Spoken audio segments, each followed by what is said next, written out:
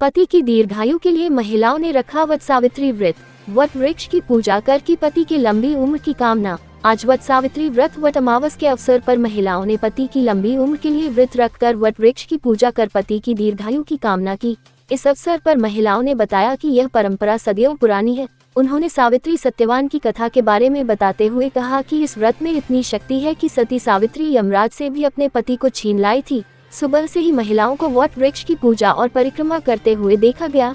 इसी प्रकार पन्ना नगर के धर्मसागर तालाब के किनारे लगे विशालकाय वट वृक्ष की पूजा करने के लिए काफी संख्या में महिलाएं पहुंची हुई थी, जिनके द्वारा विधि विधान से पूजा करते हुए वट वृक्ष की परिक्रमा की गई और अपने पति की लंबी उम्र की कामना की गई। वट सावित्री व्रत एवं इस प्राचीन परंपरा के बारे में महिलाओं ने क्या कहा, आप भी सुने। व्रत का यही महत्व है कि इस व्रत को रहने से अपने पतियों की अटल सुहाग की रक्षा होती है और अटल सुहाग के लिए ये व्रत रखा जाता है। कितने सालों से? ये बहुत पुरानी परंपरा है। क्या नाम है आपका? दीप्ति द्विवेदी। आज बराबर साथ हमारी बुंदेलखंडी भाषा में बोलते हैं। वैसे वट सावित्री का व्रत है। जैसे कि सुना होगा आपने, सत्यवान सावित्री की कथा है। जो सावित्री थी उनको बिल्कुल सुहाग नहीं था। उनको ये था कि जब शादी होगी तुरंत उनके पति का निधन हो जाएगा।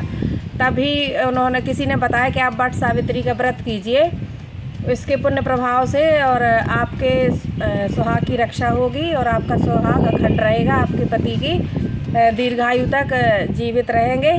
तभी उन्होंने वट सावित्री का व्रत किया। और आपको जैसे सभी को पता है कि जब वो पूजा कर रही थी और भगवान ने उन्हें पूजा करते करते, उनके पति बहुत गरीब थे, एक बार वो जंगल गए लकड़ी काटने, तभी उनको काले सांप ने काटा और वो मृत्यु को प्राप्त हो गए। सावित्री जो थी इतनी पतिव्रता और इतनी वो थी कि वो यमराज के पीछे पीछे चलेंगे, अपने पति के साथ चलेंगे। तो उन्होंने कहा कि तुम्हारी मृत्यु नहीं हुई है, तुम्हारे पति को लेके जाएंगे हम। बोले कि मैं तो तब वापस जाऊंगी जब आप मुझे वरदान दोगे। बोले क्या वरदान चाहिए? तब उन्होंने कहा कि मेरे जो वृद्ध सास ससुर हैं उनकी दोनों आँखें चली गई हैं, तो उनको देखने लगे। तो उन्होंने कहा तथास्तु। बोले वो मेरे 1000 पुत्र हों। तो बोले तथास्तु। अब बोले अब जाओ, कहे महाराज आपने मुझे 1000 पुत्र देने का वरदान दिया है, तो मेरे बिना पति के में मुझे कैसे पुत्र होंगे? अब मेरे पति को छोड़ दीजिए, तभी मेरे पुत्र होंगे, नहीं तो आप झूठे साबित होंगे।